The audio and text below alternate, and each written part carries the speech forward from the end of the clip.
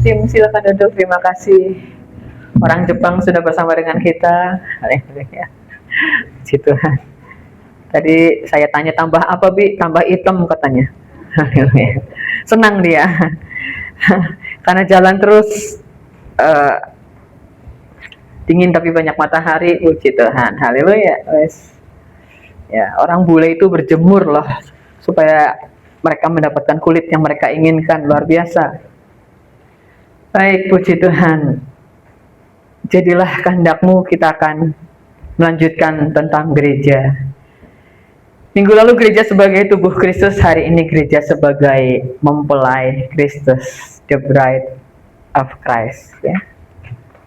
Boleh dilanjut, April? Ya. Tubuh Kristus.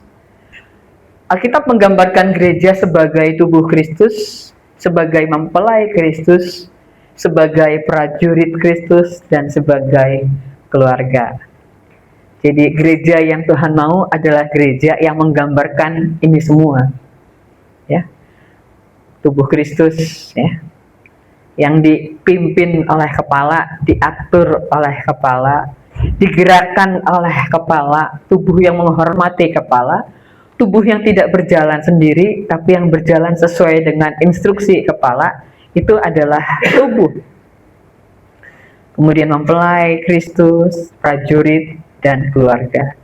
Ini adalah pattern pola dari gereja yang ada dalam Alkitab yang Tuhan mau. Ya. Ya. Pengertian gereja seringkali menjadi bias untuk kita semua begitu. Tapi sebetulnya gereja yang digambarkan oleh Alkitab yang seperti ini, itulah yang Tuhan mau. Boleh dilanjut? Hidup bergereja, saya mengulang yang minggu lalu sedikit. Yang pertama adalah komitmen dalam suatu rumah rohani. Kita berkata, biarlah kamu dipakai untuk pembangunan suatu rumah rohani. Ada gereja universal di seluruh dunia, ada gereja lokal, ya, teman-teman yang hadir pasti masih ingat, ya, atau mungkin masih ingat, ya. Ada gereja universal di seluruh dunia, ada gereja lokal. Waktu Alkitab berkata, biarlah kamu dipakai dalam pembangunan suatu rumah rohani, pengertiannya adalah bukan gereja universal di seluruh dunia. Karena bagaimana saya bisa berkata, Tuhan pakai saya menjadi berkat untuk gereja yang saya nggak kenal juga, gitu ya. Untuk gereja di seluruh dunia, gimana caranya? Untuk gereja di mana itu bukan komunitas, ya, gimana caranya? Tapi untuk suatu rumah rohani itu bicara Tuhan menempatkan kita di suatu rumah, di dalam suatu rumah, ya, rumah bicara bukan yang paling sempurna, rumah bicara bukan yang paling hebat, tapi ada suatu rumah untuk setiap kita. Katakan amin, haleluya. Jadi waktu Tuhan menuliskan, ya, firman Tuhan dituliskan lewat Rasul Paulus, biarlah kamu dipakai untuk membangun suatu rumah rohani. Maka itu bicara tentang satu komitmen di dalam suatu rumah rohani. Ya, gembalanya komitmen, jemaatnya komitmen. Yang kedua, rela tertanam menjadi batu hidup. Katakan amin. Ada satu kerelaan untuk ditanam. Kalau batu bata tidak ada yang mau diletakkan di bawah, karena berpikir di bawah itu paling rendah, maka tidak akan ada batu bata di atas. Setuju nggak? Kalau semua batu bata ingin diletakkan di atas, karena berpikir yang bawah itu lebih rendah, padahal kan tidak demikian. Ada yang memang posisinya demikian, ya. Ada yang posisinya demikian untuk membangun sebuah rumah. Kalau orang berkata, aku maunya jadi plafon. Yes. Kemarin teman-teman adik-adik Pelita Bangsa FA bersama Kak Olin, Cidian, ya, dengan Kodika juga, itu rumah di samping hasil karya Om Handoyo itu, plafonnya sudah menjadi seperti ini, ya. Wih, tepuk tangan. Nanti Pak Saskia diundang ke sana, ya, haleluya, ya. Kan kalau Rabu di Pandu, Kamis di Gede Bage, Sabtu boleh hadir di sana, haleluya. Plafonnya sudah bagus, ya.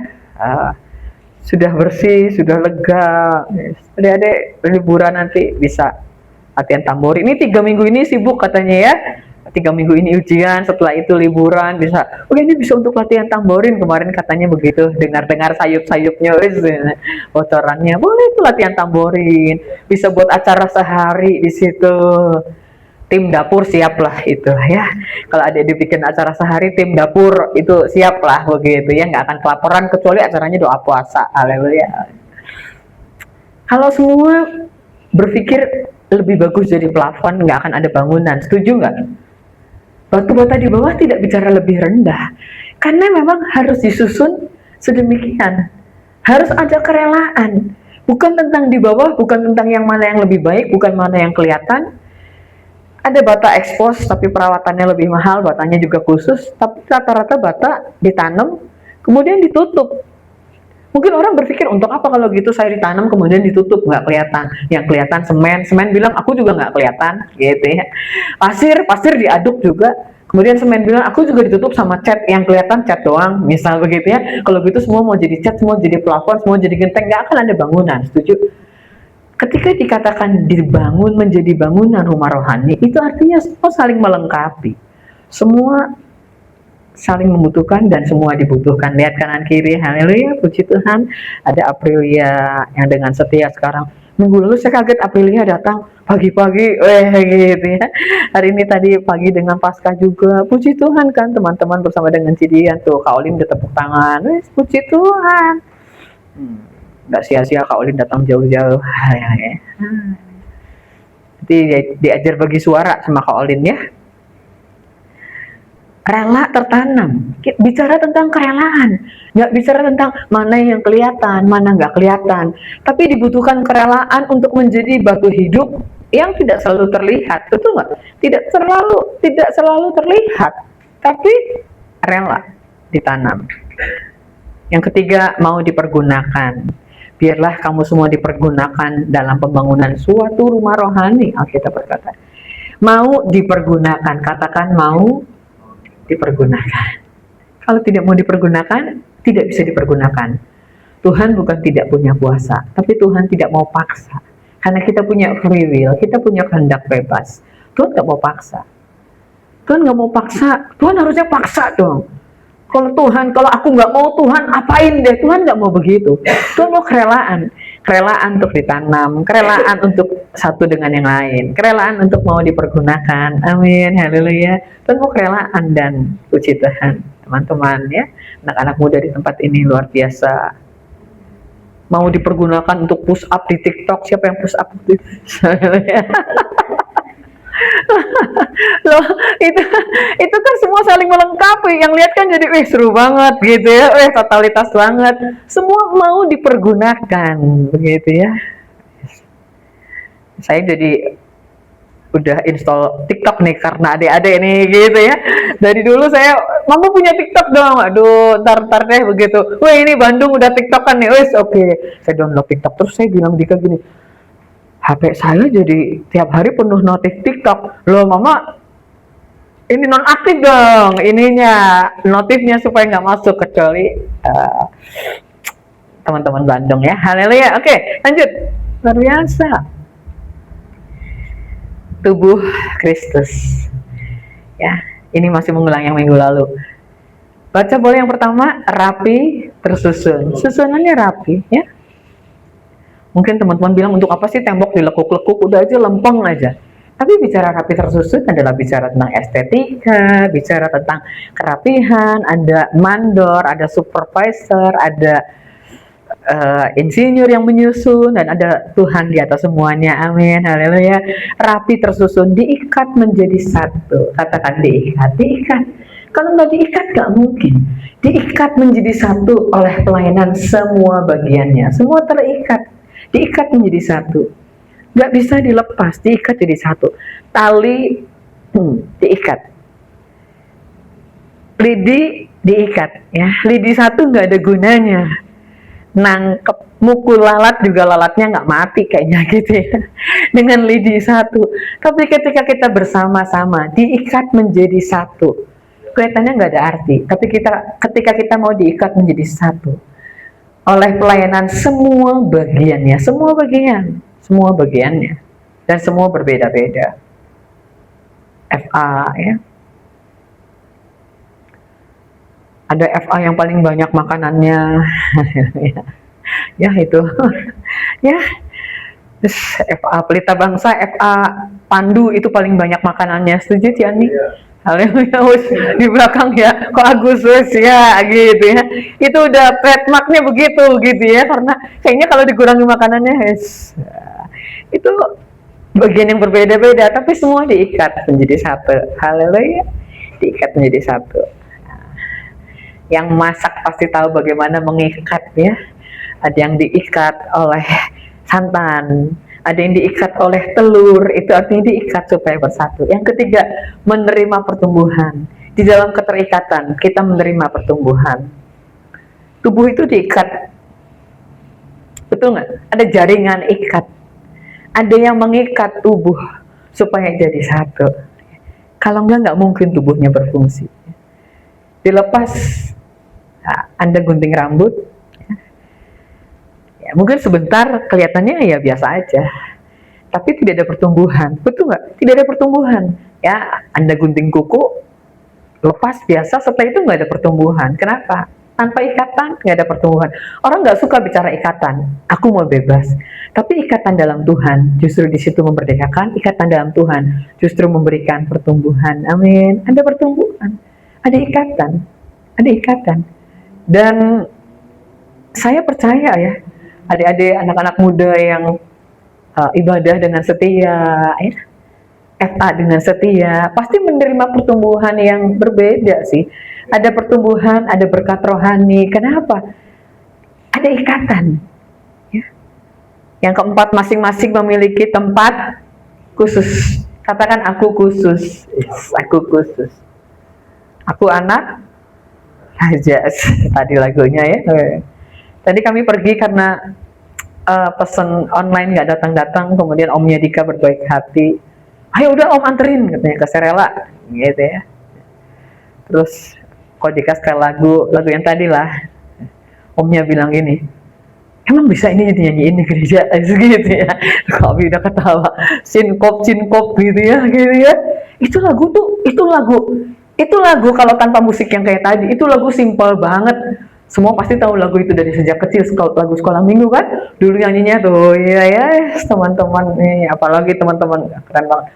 Itu nyanyi pakai gitar popong tuh, genjreng semua juga bisa nyanyi. Begitu pakai musik dengan aransemen yang tadi, Omnya yang pemusik aja, yang drummer bilang, emang bisa nyanyi di gereja, itu lagu bukan cocoknya buat konser aja, nggak ada yang nyanyi gitu ya. Loh, tepuk tangan buat para pemusik kita yang luar biasa. Sinkop hajar semua gitu ya. Sinkop itu kalau nggak salah definisinya tuh ritme yang nggak lazim lah, betul nggak sih? Yang harusnya detaknya di mana gitu ya, harusnya ketukan yang kuat di mana. Ini pokoknya yang nggak lazim lah gitu ya, ketukannya tuh yang nggak lazim. Tuh ya, tapi dibabat habis semua sama musik kita, luar biasa. Puji Tuhan. Masing-masing punya tempat yang khusus, katakan khusus. Lo khusus loh, betul nggak? Kita nggak usah pengen tempatnya orang lain, sesuai yang dikehendaki Tuhan. Kan Alkitab bilang begitu kan, sesuai yang dikehendaki Tuhan. Loh, dan teman-teman di Bandung ini keren loh, tepuk tangannya juga pas kayak tadi. Karena kalau tepuk tangannya nggak pas gitu ya, dengan beat yang kayak tadi, loh saya pernah ada, nggak usah dibilang lah di mana gitu ya. Ini jadi bingung gitu ya, beatnya kayak tadi karena beatnya itu nggak lazim begitu ya. Jadi tepuk tangannya juga mau tepuk tangan, ini bingung gimana ya tepuk tangannya. Ini yang mana yang ditepuk, yang mana yang diangkat itu nggak pas gitu. Tapi teman-teman hebat, kasih jempol buat semuanya. Kasih tadi sign love katanya buat semuanya, gitu ya. Luar biasa, masing-masing memiliki tempat secara khusus, betul nggak? Sesuai yang dikehendaki Tuhan, bukan yang dikehendaki kita. Tapi kata Tuhan, kamu itu tempatnya khusus. Nah, haleluya. Kamu itu tempatnya khusus, Bapak Ibu itu tempatnya khusus. Dan kalau kita ada di tempat yang Tuhan kehendaki, pasti kita maksimal, katakan amin. Pasti maksimal ya. Pak Agus dan Pak Saskia lagi banyak berinteraksi dengan orang-orang di jalan ya, membagikan makanan-makanan. Kita dukung, kita doakan ya. jasmaninya mereka dapat, ya. Nanti lihatlah rohaninya mereka dapat. Amin, haleluya. Lihatlah begitu. Dan itu jiwanya Pak Saskia sih dari sejak muda ya. Tuh dia udah ngangguk paling cepat ya. Karena ya saya kenal Pak Saskia sejak muda, jiwanya sejak muda tuh begitu. Masih muda sekarang. Iya, kan yang sweet-sweet juga yang di belakang itu kan, yang siul-siul juga kalau nyanyi yang di belakang masih muda itu. Haleluya. Orang-orang jalanan, anak-anak jalanan begitu ya. Dan lihatlah, ada tempat yang khusus sesuai yang dikehendaki Tuhan. Amin. Kita mengerjakan apa yang ada dikerjakan. Apa yang ada kerjakan aja dengan setia. Betul nggak? Kita setia aja dengan apa yang ditaruh Tuhan, dengan apa yang diminta oleh pemimpin. Nanti lihatlah bagaimana kalau memang kita punya visi yang Tuhan taruh dari muda. Nanti lihatlah, nggak ada yang bertentangan dengan itu semua.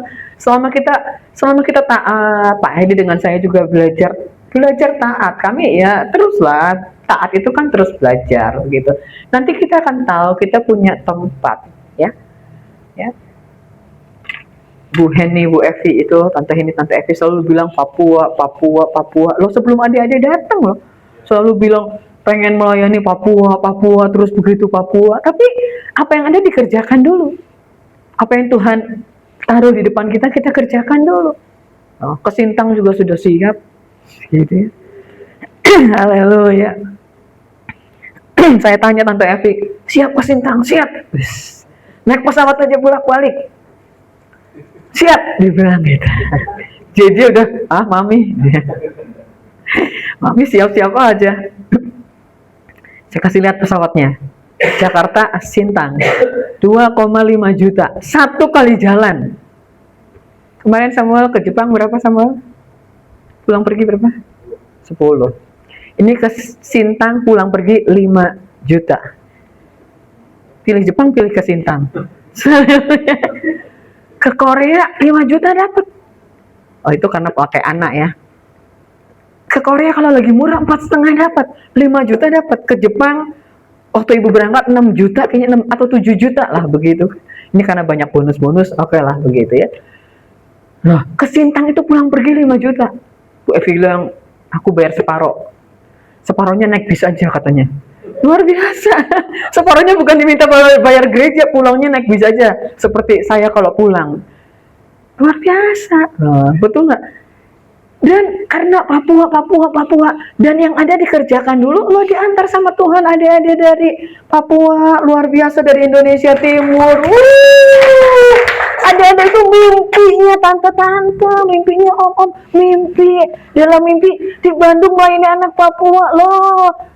Kalau ibu kan belum mimpi, maksudnya di mana ya kalau melayani Papua, kan kebayangnya ya di Papua, kita senang, Papua itu di hati. Tapi kalau di Bandung bilangnya Papua. Tapi waktu kita setia aja mengerjakan apa yang kita bisa kerjakan, apa yang ditaruh di depan kita, apa yang diminta pemimpin, nanti Tuhan taruhkan kok, Tuhan kirim kan. Jadi adik-adik itu mimpinya tante-tante, om-om dari sejak lama loh, terharu gitu ya. Makanya kalau sekarang ayo retret, yang penting Indonesia Timur, begitu kan ya William ya. William juga ayo retret, yang penting Indonesia Timur, Papua, lo itu mimpi. Bagaimana the dream come true itu luar biasa, begitu kan, mimpinya jadi kenyataan luar biasa. Adik-adik siap menyambut adik-adik kelas ya. Sebentar lagi ini jadi kakak kelas loh, gitu. Keren jadi kakak kelas loh, punya adik. Dulu yang paling junior di sekolah, sekarang udah punya, bentar lagi punya adik, siap-siap. Oh, anak-anak dulu juga kalau mau punya adik disiapkan kan? Yeah. Nanti jangan berebut mainan ya sama adik, gitu ya. Nanti kalau maminya banyak perhatiin adik, jangan ngambek. Justru kakak-kakaknya belajar perhatiin adik. Siap-siap ya, haleluya. Itu adik-adik tuh mimpinya tante-tante, om-om. Jadi setiap orang punya tempat secara khusus. Amin, haleluya. Punya tempat secara khusus. Next. Sekarang kita lihat gereja sebagai mempelainya Kristus. Katakan mempelai Kristus. Mempelai Kristus, the bride of Christ. Boleh next. Sengaja saya tidak mengisi dengan gambar pengantin sih. supaya memori kita, bayangan kita nggak salah kalau dikatakan mempelai Kristus itu. Jadi Kristusnya satu, mempelai pria, kemudian pengantinnya banyak, terus gimana, nggak sesuai dengan monogami, bukan begitu ya. Jadi bayangan kita tentang mempelai Kristus itu bukan begitu. Perkawinan anak domba tuh bukan begitu kan, karena selama ini kan kalau kita bicara perkawinan, wow gitu ya. Tapi perkawinan anak domba itu puncak kebersamaan, kedekatan antara kita gerejanya dengan Tuhan. Itu puncaknya itu di pesta perkawinan anak domba, bukan nanti ada pernikahan terus nanti yang dansa siapa dengan Tuhan Yesus gitu ya kan, bukan begitu kan. Jadi bayangannya diganti, jangan pakai baju pengantin kemudian nanti pengantinnya banyak, wanitanya prianya satu, terus nanti kita berebut, terus gimana gitu ya, itu akan membingungkan. Tapi waktu kita bicara mempelai Kristus, kita lihat bahkan sejak dari zaman perjanjian lama, konsep gereja adalah mempelai sudah ada. Mari baca bersama Yesaya 62 ayat 5, 2, 3. Sebab seperti seorang muda belia menjadi suami seorang anak darah, demikianlah dia yang membangun engkau akan menjadi suamimu. Dan seperti girang hatinya seorang mempelai melihat pengantin perempuan, demikianlah Allahmu akan girang hati atasmu. Ini ya, Tuhan kalau lihat gereja itu nyanyi sepenuh hati, nyembah sepenuh hati, itu Tuhan tuh senang banget, Pak. Itu enggak? Bukan bicara tentang ini, tidak bicara tentang ukuran ya, tidak bicara tentang kemegahan dan lain-lain, tapi kembali bicara tentang hati. Kalau orang dalam ukuran yang besar, size yang besar, kemudian semua orang hatinya menyembah Tuhan, merasakan Tuhan, ya puji Tuhan. Tapi Tuhan bergirang ketika gerejanya, mempelainya itu sepenuh hati. Setuju nggak? Kalau Anda bayangkan, kalau ini boleh ya dianalogikan mempelai pria dengan mempelai wanita. Ketika seorang jatuh hati, dia tidak berpikir yang lainnya, tapi dia berpikir mempelainya ini sangat mencintai dia ya? Mempelai yang hatinya untuk mempelai pria, dan yang pria akan sangat bergirang. Anda mungkin pernah melihat di YouTube ya, kadang kan kalau iseng di hari pernikahan, kemudian satu orang memutarkan video klip pasangannya sedang berselingkuh gitu ya. Ada kan pernah lah ya gitu ya, atau di hari apanya lah, mungkin bukan pernikahan, di hari perayaan pernikahan, wedding anniversary-nya atau apa gitu ya, waktu semuanya lagi semua mata lagi tertuju di layar, tiba-tiba diputarkan video pasangannya lagi selingkuh dan dibuat malu di situ gini. Ya entahlah itu drama atau nyata atau enggak lah gitu. Tapi kita berpikir Tuhan itu cari kita. Tuhan nggak cari orang hebat karena Tuhan hebat. Setuju nggak? Setuju kan? Tuhan tuh nggak cari orang yang wow luar biasa karena Tuhan sudah luar biasa. Tapi Tuhan cari Anda yang punya hati mengasihi Tuhan. Waktu nyembah Tuhan, main musik ya, sambil menikmati hadirat Tuhan, main musik sambil menyembah Tuhan, begitu kan?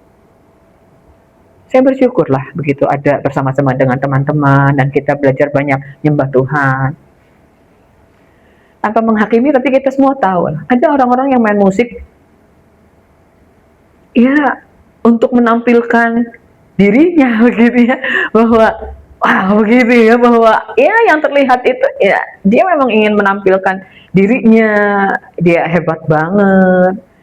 Beda dengan misalnya teman-teman yang ya hebat sih, nggak salah dengan hebat itu bagus, kita apresiasi ya, tapi hatinya tetap menyembah Tuhan. Itu yang dicari oleh Tuhan. Tuhan akan bergirang melihat mempelai pengantin perempuan yang demikian. Dialah yang membangun engkau yang akan menjadi suamimu, dan seperti girang hatinya seorang mempelai melihat pengantin perempuan.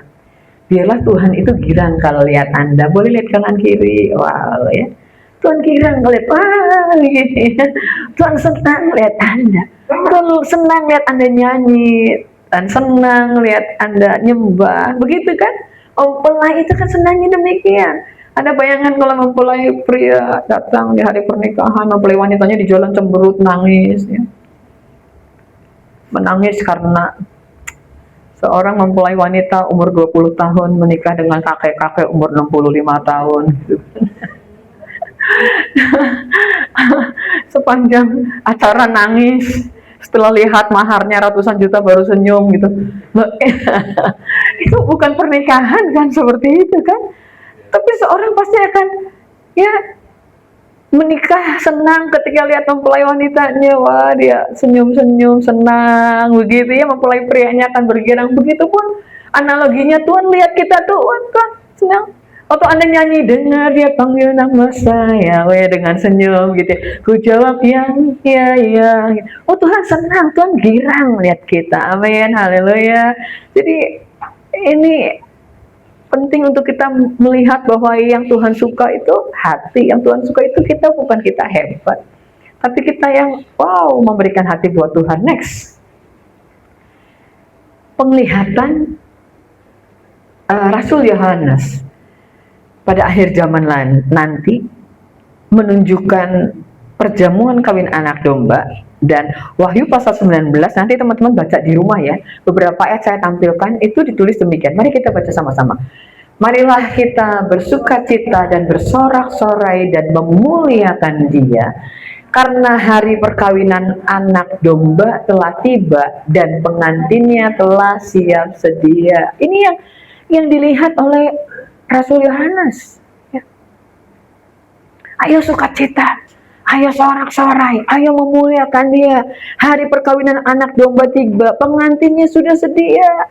Orang-orang yang diundang, orang-orang yang siap sudah sedia. Sekali lagi bayangannya, ini semua hanya bayangan kan, begitu ya. Gak ada yang bisa menggambarkan dengan sempurna sampai nanti kita bertemu dengan Tuhan. Katakan amin, haleluya. Kita masuk dalam perkawinan anak domba, dan itu tidak untuk semua orang Kristen. Ini tidak untuk semua, ya tidak untuk semua pengunjung gereja. Alkitab menulis ada satu yang ditinggal, ada satu yang diangkat. Matius 24 kan berkata begitu. Tapi biarlah kita semua menjadi orang-orang yang terangkat, bukan yang tertinggal. Amin, haleluya. Satu dan satunya pasti terjadi karena itu firman. Tapi satu dan satu tuh bukan begini. Begitu kalau gitu Bu, dalam rumah itu kalau ada 6, 3, 3, enggak dong. Haleluya, gitu ya. Dalam gereja tuh berarti kalau 100, 50, 50, enggak dong, gitu ya. Tapi dalam keseluruhan orang percaya loh. Bukan orang Kristen loh, orang lahir baru loh, orang percaya. Karena Alkitab menulisnya begitu kan. Dua orang yang bersama-sama, ada satu diangkat, ada satu ditinggal, begitu. Itu tidak menunjukkan dalam satu komunitas persis dibagi dua, enggak juga. Tapi secara keseluruhan ada setengah. Alkitab berkata, ayo sukacita, ayo sorak-sorai, ayo memuliakan Tuhan. Hari perkawinan anak domba telah tiba dan pengantinnya harus siap. Kalau Tuhan sekarang belum datang, Tuhan lihat pengantinnya belum siap, baik karena Injil belum sampai ke seluruh bahasa, ya. Dan Tuhan sedang menyiapkan mempelainya, the bride of Christ. Mempelai yang seperti apa nanti kita lihat. Jadi kalau ditanya kenapa Tuhan Yesus nggak datang-datang, mempelainya belum siap. Kenapa Tuhan nggak datang-datang? Nanti ada waktunya sudah siap semuanya. Tanda pertama mempelainya siap, tanda kedua di depan Tuhan itu nanti ada perwakilan dari setiap bangsa, setiap suku, setiap kaum, setiap bahasa. Ada perwakilan. Ada perwakilan itu berarti Injil diberitakan. Alkitab itu diterjemahkan dan itu pekerjaan yang luar biasa. Itu sebabnya ayo adik-adik beli Alkitab, jangan sampai. Nah, sekarang toko-toko buku rohani aja banyak yang tutup, diganti mart-mart begitu ya. Itu diterjemahkan ke dalam berbagai bahasa dengan biaya, dengan tenaga, dengan kesulitan. Anda menerjemahkan sedikit aja sekarang pakai pakai AI kok gitu ya. Gampang kok sekarang lo menerjemahkan Alkitab udah sejak lama, apalagi ke dalam bukan bangsa ya, tapi suku, bahasa suku, semua bahasa. Lo teman-teman di Indonesia Timur aja, teman-teman di Papua aja, kalau saya tanya kemarin tadi saya tanya ya, teman April itu Becky dari mana? Wamena. Wih, ada Wamena. Sudah makin lengkap banyak kan. Kemudian ada di Wamena itu ada berapa bahasa? Ya, itu bahasanya banyak. Kami melayani di Pontianak aja Dayak. Kita kan taunya orang Dayak gitu ya, bahasa Dayak. Dayak tuh banyak. Jenis-jenis bahasanya itu banyak. Jadi sampai Injil itu diberitakan ke bangsa ya, ke suku bangsa. Jadi nanti ada perwakilan dari suku gitu ya. Bukan perwakilan dari, sebutlah Arab Saudi ada pasti, dari Mesir ada, Afghanistan ada gitu ya, Tajikistan ada, tapi dari suku bangsanya ada nggak perwakilannya, dari kaumnya, dari bahasanya, sampai yang terkecil ada perwakilannya di hadapan tahta Tuhan itu. Dan media sosial digunakan untuk itu, penginjilan online digunakan untuk itu. Jika Anda sudah membaca ayat-ayat dalam bahasa suku Anda, klik hijau gitu ya. Jika Anda mau percaya Tuhan Yesus, klik hijau. Jika Anda mau dilayani lebih lanjut, klik hijau. Jika Anda bersedia memberikan nomor telepon Anda, klik hijau. Loh, itu luar biasa, banyak. Media sosial itu dipakai luar biasa untuk kita siap atau tidak siap sebetulnya, gereja siap atau tidak siap. Kesudahannya akan tiba. Yang jadi masalah apakah kita mau terlibat dalam proyeknya Tuhan, memberitakan Injil sampai ke seluruh suku-suku, ke seluruh bahasa. Pengantinnya telah siap sedia. Next. Wahyu 19 ayat 8, lanjutannya. Mari baca, 2-3.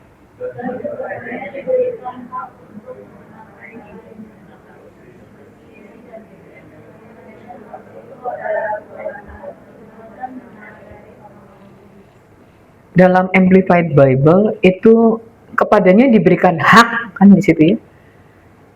Amplified Bible menulis dianggap layak mengenakan kain halus. Loh, cuman kain aja kok gitu ya.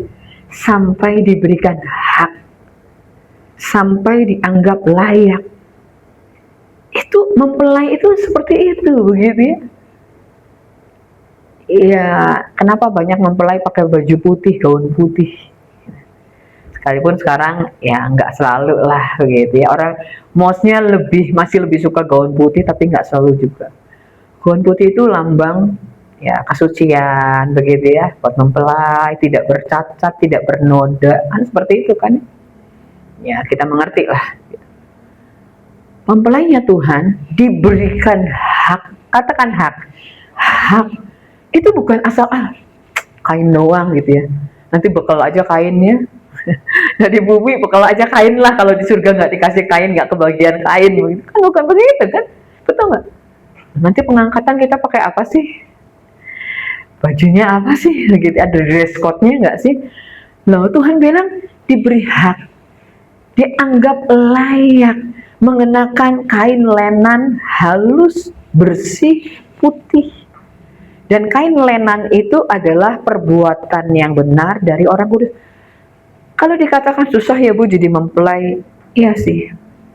Susah ya Bu untuk jadi orang-orang yang ikut perjamuan kawin anak domba, iya, tapi pasti ada. Dan biarlah kita bersiap untuk itu, betul nggak? Pasti ada, kenapa? Ya Alkitab menulis demikian kok. Pasti ada orang-orang yang tetap hidup benar, orang-orang yang tetap sungguh-sungguh ikut Tuhan, orang-orang yang tanpa syarat begitu ya, ikut Tuhan. Kalau Tuhan berkati aku mau sungguh-sungguh, enggak juga kan? Tapi orang-orang yang tanpa syarat, kalau Tuhan begini aku akan begini, kalau Tuhan berkati berlimpah, kalau Tuhan buat berhasil, kalau Tuhan begini aku akan, itu kan bersyarat. Tapi mempelai itu orang-orang yang tanpa syarat. Kain linen halus itu adalah perbuatan benar dari orang-orang kudus. Sudah orang kudus, perbuatan benar.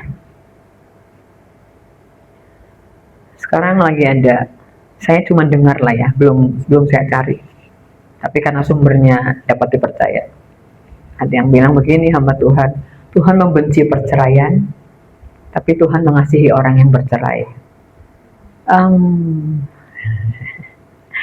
Kan kadang-kadang kalimat-kalimat seperti itu ya, itu jadi ya disalahgunakan oleh gereja sekarang. Gereja sekarang tidak lagi mengejar kekudusan ya. Tapi karena prinsip-prinsipnya begitu. Ketika pemimpinnya gagal, maka pemimpinnya lebih berhikmat, tanda petik, supaya jemaatnya damai sejahtera. gitu kan. Seharusnya Alkitab itu ya seperti demikian apa kata Alkitab, ya demikianlah harusnya adanya. Tetapi Musa memberikan kami surat cerai, iya, tapi sesungguhnya tidak demikian. Musa memberikan surat cerai karena kamu sudah bercerai duluan dan sudah bercerai nikah dengan sembarang orang, sehingga akhirnya Musa harus memberi surat cerai, tanda bahwa oke, kamu sudah bercerai, daripada tidak dikasih surat cerai, kemudian mereka bercerai dan kemudian menikah lagi. Tapi sesungguhnya tidaklah demikian, kata Tuhan, begitu kan? Dan ada banyak hal-hal yang seperti itu. Tapi Alkitab jelas berkata, kepadanya diberikan, ada orang-orang, ada umat Tuhan yang menjaga hidupnya sampai akhir. Diberikan hak mengenakan kain linen halus, bersih, dan putih. Sekarang kita mau bilang, aku hidup buat Tuhan, aku mati buat Tuhan, aku martir buat Tuhan, ya. Orang-orang yang jempolnya, dan kami pernah ketemu kan, saya pernah cerita ya, atau Pak Edi, kami pernah ketemu kan orang-orang yang jempolnya dibuntungin satu karena ikut Tuhan, ya, karena melayani Tuhan di Eropa bagian utara. Kita heran, kenapa ya kayak ada yang aneh gitu, salam waktu pertama masuk, waktu pertama ketemu. Kemudian setelah Bapak Pendeta itu khotbah, baru dia tahu ada masa-masa yang sangat sulit di mana untuk ikut Tuhan, melayani Tuhan itu ya taruhannya jempol. Sekarang kalau untuk hal-hal yang lebih simpel daripada itu aja kita nggak berani ikut Tuhan sungguh-sungguh, gitu ya. Gimana mungkin lah kita kasih jempol? Kalau nggak kasih jempol, gimana lah kita kasih nyawa? Aku mau mati buat Tuhan. Sebelum ayam berkokok aja kamu nyangkal aku 3 kali, kan kayak gitu kan? Petrus bilang, aku nggak akan meninggalkan engkau, aku mau mati untuk engkau. Itu sebabnya diberi hak, kata Tuhan, mengenakan kain linen halus, bersih, putih, perbuatan yang benar dari orang-orang kudus. Itu yang dicari Tuhan sebetulnya, mempelai. Apakah gereja masih menjadi mempelainya Tuhan? Apakah jemaat Tuhan masih bersiap untuk menjadi mempelainya Tuhan dan bukan hanya slogannya? Next. Apa yang Tuhan inginkan dari mempelainya? Lanjut. Efesus 5 ayat 27. Supaya dengan demikian ia menempatkan jemaat di hadapan dirinya dengan cemerlang, tanpa cacat atau kerut atau yang serupa itu, tetapi supaya jemaat kudus dan tidak bercela. Jadi Tuhan mau jemaat nih di depannya, di depan Tuhan, bukan di depan orang. Katakan amin. Loh, kita di depan, menjaga hidup kita di depan manusia aja nggak gampang, betul nggak? Loh, ini yang tinggal bareng-bareng nih, paling tahu semua kan. Tahu mana yang ini, mana yang itu, mana yang makannya nggak suka makan. Ini saya harus pesen nih sama anak-anak youth wanita ini, jangan terlalu diet lah, gitu ya. Tuh, tunjuk-tunjuk, haleluya. Janganlah, maksudnya tetaplah begitu ya. Anda spesial, Anda unik, Anda berharga kok, itu. Jangan terlalu diet kemudian nanti sakit mah, asam lambung naik, ya. Gak boleh ada yang pingsan lagi ya. Yang tahu udah ketawa. Hati-hati gitu ya loh. Anda itu berharga, Anda itu spesial, Anda luar biasa. Jadi ya, kau menerima aku apa adanya, kata Tuhan, gitu ya. Loh, Tuhan mau menempatkan jemaat itu di hadapan dirinya cemerlang, katakan cemerlang ya. Ini bicara secara rohani kan, secara rohani Tuhan mau orang-orang yang cemerlang. Sekali lagi, boleh hebat, tapi tidak selalu harus hebat. Cemerlang di hadapan Tuhan, bukan di hadapan manusia, tanpa cacat, tanpa kerut, ya, tarik benang bu, atau yang serupa itu, tapi supaya jemaat kudus tidak bercela. Itu adanya di hadapan Tuhan loh, dan itu tujuan Tuhan untuk gereja loh. Saya mau kita belajar ini, kita sama-sama udah nggak level lagi menyentuh-nyentuh dosa. Amin, haleluya. Buanglah, kata Tuhan. Jauhkanlah dirimu dari hawa nafsu orang muda. Memang harus ditinggal sih yang begitu. Gak bisa kita deket-deket. Saya menyarankan begini ya, kalau ada orang pernah jatuh dalam dosa, dia harus lebih ekstrim menjaga dirinya dibandingkan dengan sebelumnya. Begitu ya. Karena ada banyak kasus iblis bisa pakai lagi itu. Ya iblis kan cari cara nih gimana menjatuhkan orang. Jadi kalau sudah pernah salah, ekstrim lah begitu. Jangan menyentuh-nyentuh dosa. Jangan deket-deket, menjauh. Jauhilah hawa nafsu orang muda. Ya. Buanglah segala kejahatan. Itu harus dibuang. Kita udah jangan sentuh-sentuh itu lagi lah. Ya. Apalagi dosa-dosa yang nyata-nyata, dosa seks. Ya, dosa lain dilakukan manusia di dalam tubuh, dosa seks itu di dalam tubuh.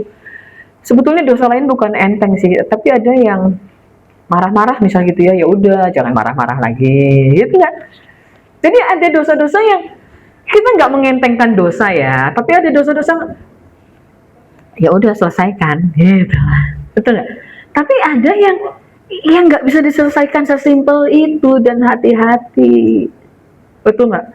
Yang bisa diselesaikan ya udahlah marah-marah, ya udahlah, gitu. Pecahin piring berat atau enteng? Ya udahlah gitu ya, kalau kesel banget gitu ya Anda nyenggol piring, ya udahlah piring bisa dibeli kok gitu. Asal jangan lempar piring kok pasangan Anda gitu ya. Itu bukan masalah piring, itu masalah luka hati lah ya. Kalau piring pecah itu masalah piring. Tapi kalau lempar piring ke pasangan atau ke anak itu bukan masalah piring, itu masalah hati yang luka. Dan hati yang luka itu perlu waktu untuk sembuh ya. Ini dulu ya, jemaat kudus tidak bercacat. Next. Baca sama-sama 1 Tesalonika 3 ayat 13. Kiranya Dia menguatkan hatimu supaya tak cacat dan kudus di hadapan Allah dan Bapa kita pada waktu kedatangan Yesus Tuhan kita dengan semua orang kudus. Memang kita harus kuat hati sih. Kiranya Tuhan, doanya Paulus, menguatkan hati. Harus kuat hati untuk hidup kudus, tidak bercacat, tidak bercela, itu harus kuat hati. Nyontek Bu, enteng atau berat? Ya, tergantung. Itu yang joki-jokiin masuk ya, joki-joki itu bayarannya mahal loh. Aulin berminat siapa jangan ya. Bayarannya mahal loh. Joki-joki masuk tes perguruan tinggi. Oh, Ko Abi jangan ya, Ko Abi ya. Nah, dia kan udah lulus nih. Udah lulus 2 periode, kalau jadi joki kayaknya bisa nih gitu, bayarannya mahal. Loh, itu hukumannya berat loh gitu ya, udah langsung di blacklist. Tapi hati-hatilah prinsipnya. Semoga kiranya Tuhan menguatkan hati kita ya untuk tetap jaga hidup kudus. Oh, teman aku semuanya ngelakuin itu. Anda bukan orang biasa. Katakan kanan kiri, Anda bukan orang biasa. Temanmu melakukan itu nggak apa-apa, Anda bukan orang biasa. Bisnis ya, konsep yang bisnis itu ya teman-teman lain. Gimana sih kalau nggak begini kan nggak bisa loh. Anda bukan orang biasa, betul nggak? Anda bukan orang biasa, Anda orang luar biasa. Lihat aja, lihat Ko Agus ya, waktu Ko Agus dengan setia melakukan ya, pasti Tuhan pakai kok. Lihat nanti ya, setia aja, setia dengan apa yang ada, setia aja supaya tak bercacat dan kudus. Next, Wahyu 21 ayat 2. Ini ayat terakhir. 2-3. Dan aku melihat kota yang kudus, Yerusalem yang baru turun dari surga dari Allah, yang berhias bagaikan pengantin perempuan yang berdandan untuk suaminya. Anda suka dandan kan? Nggak apa-apa, nggak salah, nggak dosa dandan, bagus gitu ya. Ya, bagaikan pengantin perempuan. Anda bayangkan bagaimana sih kita berhias untuk mempelai pria ya. Bagaimana caranya supaya Tuhan senang dengan kita, mempelai wanitanya? Ayo terus berhias, membenahi hal-hal yang harus dibenahi. Itu kan berhias kan, betul nggak? Berhias itu kan membenahi hal-hal yang harus dibenahi. Yes. Mana tempel gitu. Tempel, alisnya dicukur dulu, ilangin dulu semua, nanti digambar lagi. Oh enggak Bu, jangan diilangin semua, nanti di ukir lagi. Ya itu berhias itu kan begitu. Kita tahu apa yang kita perlu perbaiki, Apa yang kita evaluasi, apa yang masih kurang dari kita, jangan dibuang semua, betul nggak? Jangan dibuang semua, jangan membenci diri Anda, jangan dibuang, wah aku nggak suka diri aku, nggak juga. Yang harus dibenahi, ayo dibenahi. Yang harus diperbaiki, diperbaiki. Itu berdandan kan? Kata-katanya didandani, pikirannya didandani, gitu ya, supaya positif. Yang kita kerjakan kita dandani, betul nggak? Emosinya didandani, kebaikan hatinya didandani, kemurahannya didandani, ya, suka menolong orang, suka menasehati orangnya. Ayo, apa yang kata Tuhan? Ayo berhias, berdandan untuk mempelai pria. Amin, haleluya. Setiap kita mari punya komitmen. Yang pria biar nggak pernah dandan juga. Tapi bisa ngebayangin kan apa yang harus didandani dalam hidup setiap kita. Para pemuji, para musik boleh maju ke depan.